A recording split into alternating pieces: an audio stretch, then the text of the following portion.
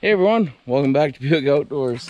If you're new here, my name is Sheldon Marion, and today we're joined by Shelby and Mr. Ramsey himself. And today is a bit of an experiment here. We're actually just in the backyard here today, and all the rose hips around are getting nice and ripe. So we're gonna pick a bunch of them, and we're gonna try our hand at making rose hip jelly.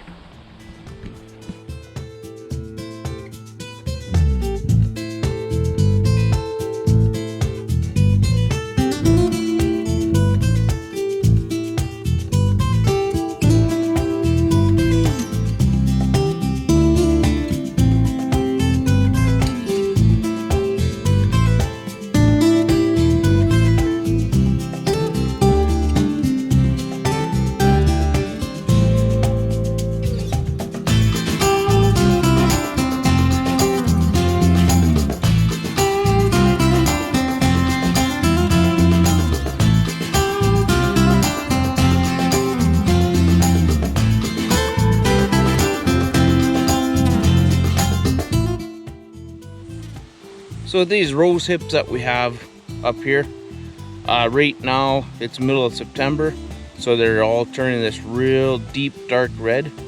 And if you turn it sideways like that, you can kind of nibble around the edge, and it's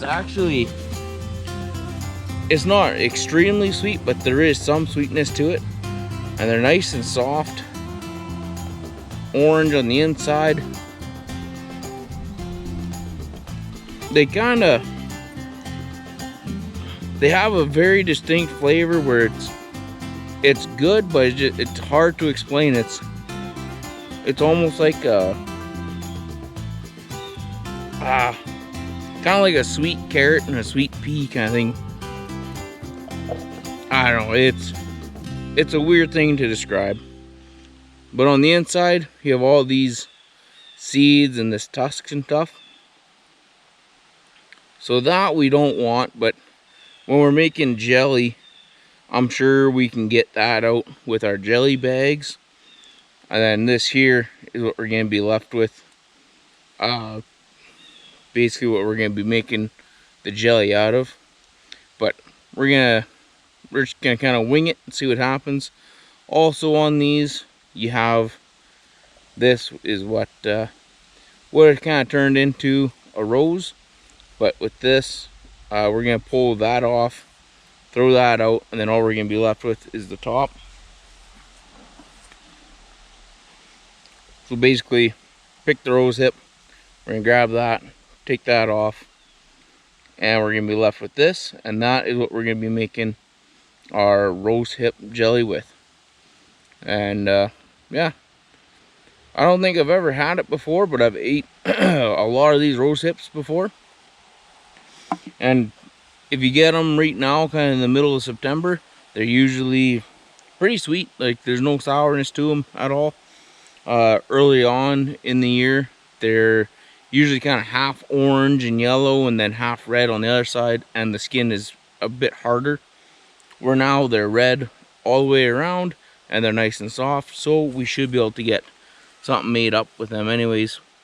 One thing with rose hips too is that they are jam-packed with vitamin C, so they're actually really good for you. So who knows, maybe this will be a good jelly that tastes all right and is somewhat healthy for you. I don't know, but we're gonna give her a try, and yeah, you guys are coming along with us for this one. I'm gonna get back to picking. Alright guys, so we made our way back into the kitchen here. Overall, we got a few cups of rose hips that we can use. If you guys want a little bit more of an in-depth how-to on making jelly, you can check out my cranberry jelly video. Basically, using the same stuff here. I bought a little canning kit. So you have your funnel, your jar lifter, lid lifter, jelly bag, screen, masher, spoon, and all that stuff. And the number one thing to make sure that you have is a really good guide to canning. There's some things that you need to follow to a T, when you're doing canning, so make sure you get one of those canning books and read up on it. But I'm not going to go into too much detail. If you want more detail, watch the cranberry video. I'll put a link in the description below, and then also in the top corner here I'll put up a little tag there that you can click on the other video and just watch that. But anyways, there's my spiel. Now we're going to get to cooking our jelly. So we're going to grab our rose hips, we're going to throw them into the pot.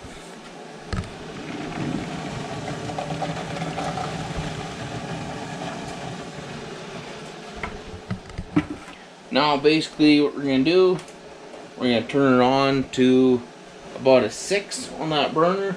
Once they start to warm up a little bit, I'll start to mash them up. And then we'll probably add maybe about 2 cups of water just to help soften everything up and get a little more out of it. And then yeah, we'll just keep mashing it up, and eventually we'll get some jelly made up. Anyways guys, let's get to cooking. Alrighty, so as these rose hips start to heat up, I started to mash them. You can see they're kind of, I think because everything on the inside there, it kind of balls up and sticks. So what I'm going to do, I'm going to pull this off the heat so I don't burn it while I'm talking to you guys. I'm going to add a bottle of water, so 2 cups of water, and then we'll keep mashing it up until we kind of have like a slurry or like a paste kind of a thing. And then that way we'll just kind of slowly keep cooking it and reduce it down, and we'll get everything drawn out of the rose hips.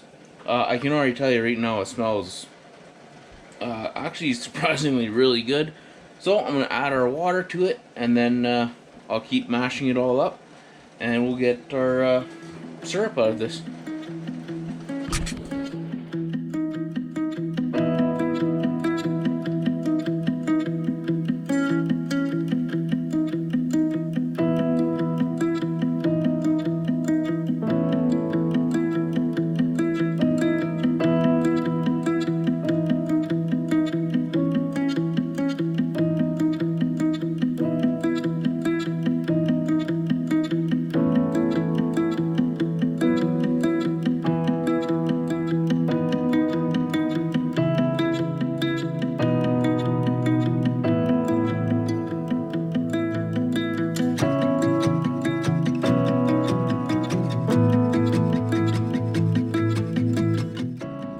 Alright, so we're back onto the stove here, and we're just gonna add in,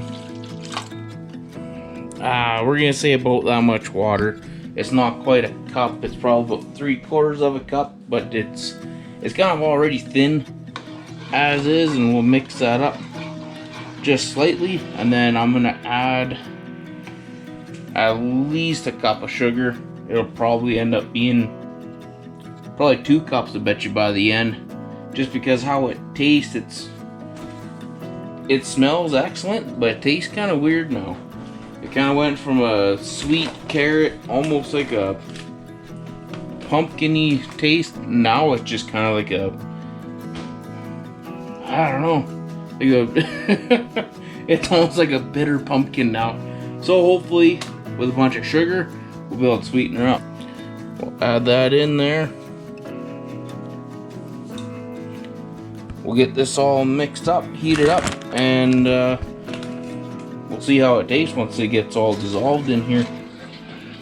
Alright, so I basically just added that 1 cup of sugar, getting it slowly mixed up here, and I taste it with my finger, and it actually doesn't taste that bad. So I'm gonna get Shelby over here to give her a taste. Got the old spoon here for her, and she hasn't tasted it yet, so hopefully her yeah, hopefully she looks about as surprised as I was.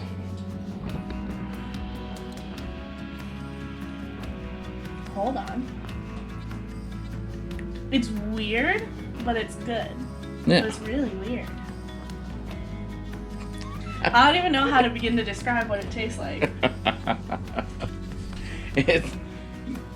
It's kind of a mixture between like an old pea, a pumpkin, a strawberry, some sugar, and the smell of fall. Man, I don't know. It's good though. I like when you describe it like that, it doesn't sound that good, but it's way better than it sounds, but you can't really describe it because it's just weird. Like I said, guys, this is an experiment. We got some Frankenstein happening in the pot, but so far it tastes alright.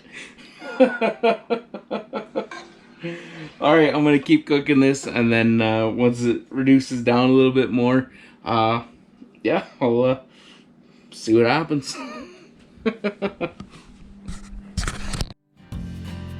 Alright, so we're trying something else here now. I'm gonna grab a little bit on a spoon. I have just some regular old lemon juice. I'm just gonna put one little drop in there, because Shelby said that it went really good with her lemon cupcakes that she made the other day that we put our cranberries sauce on too. So one little drop into a teaspoon.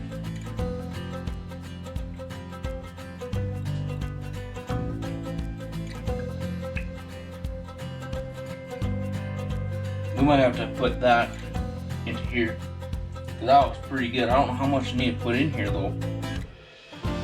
Also, I put in about another half a cup of sugar in there. So this, about that much, I guess. Lemon juice to taste. Yeah, we'll mix her up and we'll just see how that comes out. There we go, that's both mixed up.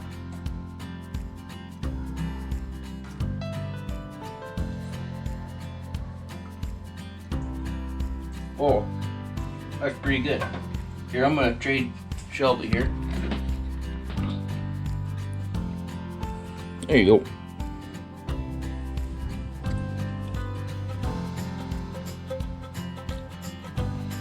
Yeah, that made it way better. Alright, so there you go. One more ingredient that you need if you're gonna be making rosehip jelly. A little bit of lemon juice. Alright, so it is actually kind of thickening up a little bit. If we do the little spoon test here, dump it off, and it runs off pretty quick, but it is starting to stick onto the spoon at least slightly. So now what we're gonna do is we're gonna do the old plate test. Pretty well spoon some on there, and then we'll put it into the fridge. And we'll let it cool down, and then basically run our fingers through it and see if it separates and stays separated, or if it just comes back together real quick. So we'll get this into the fridge, let it cool down for not very long, maybe 5 minutes kind of a thing. And then when we pull it out, we'll run our finger through it and see if we can start to bottle this up yet. Okay, so it's been in the fridge here now for a couple of minutes. The plate's cold anyways, so we'll give this a go. We'll see. Pretty well run your finger through it, and if it stays separated, then you're pretty well good to go. Go like that. See how it doesn't come back on itself right away? Yeah. Doesn't taste all that bad. And then also give her one of these.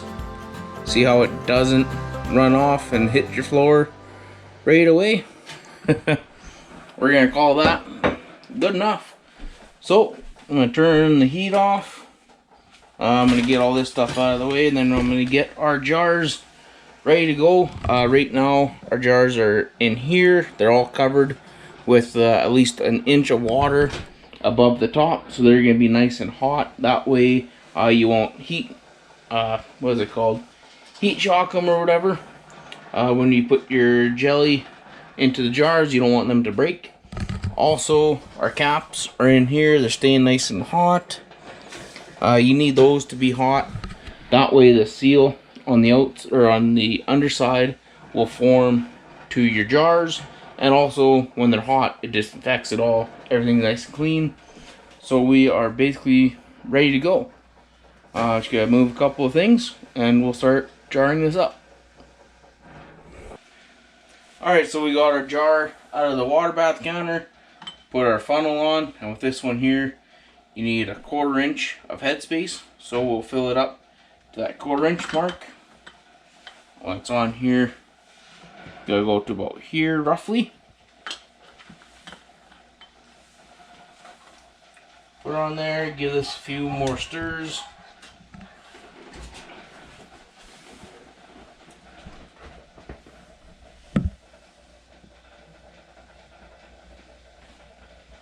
Just a little bit more.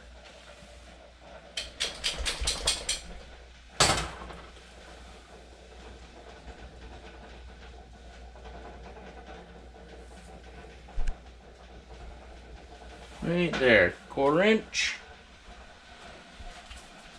Pull that off. There's nothing around the seal.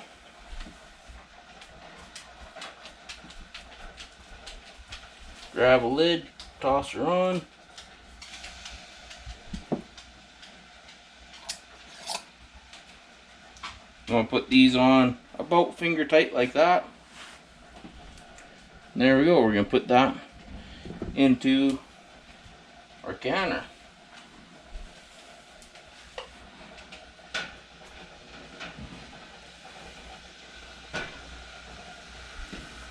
And now basically we're just gonna repeat the process until all of our jars are filled up.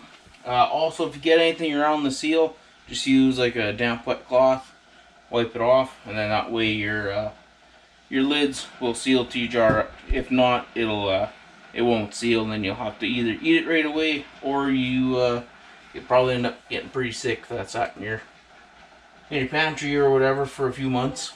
But yeah, I'm gonna keep filling up our jars, and then we'll get them into the canner, and we'll get them all canned up. Alright, so this has been boiling for 10 minutes now. So we're going to turn that off. I'll pull this lid off. And now what we'll do is we'll let this just kind of rest. And once everything kind of starts to cool down and the boiling actually stops, we'll be able to pull our jars out, put them onto the towel, and we have to let them sit there pretty well till tomorrow morning. 12 to 24 hours is what you want them to rest. And as they're resting, you'll hear the lids popping. That's just the seals sealing for you. So yeah, give her a few minutes here. It's about 5 minutes for everything to kind of calm down enough, and then yeah, we'll pull it all out, set her onto our towel, and then tomorrow we'll be back on here and give her a taste test. Alrighty guys, so it's the next morning. Checking all of our seals, all of them sealed up. It didn't thicken up overly too much, but it did thicken up quite a bit. And now what Shelby's gonna do is gonna be kind of like our cranberry. She's gonna take a spoonful of that, throw it onto one of her lemon cupcakes there that she made, and give her a go.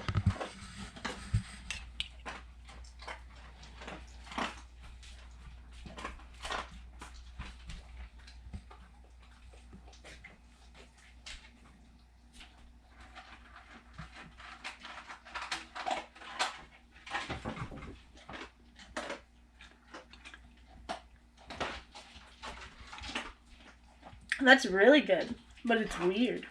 I still think it's weird, but it's really good. Oh, perfect.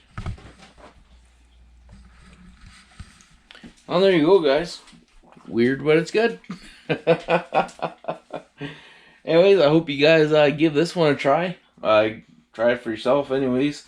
See if you like it. I mean, in the end, it doesn't take overly too long to make this. Anyways, I hope you enjoyed this video. If you did, hit that little like button. Leave us a comment or two.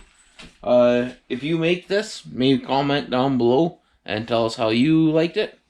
And yeah, don't forget to subscribe to the channel. Catch you on the next one. Take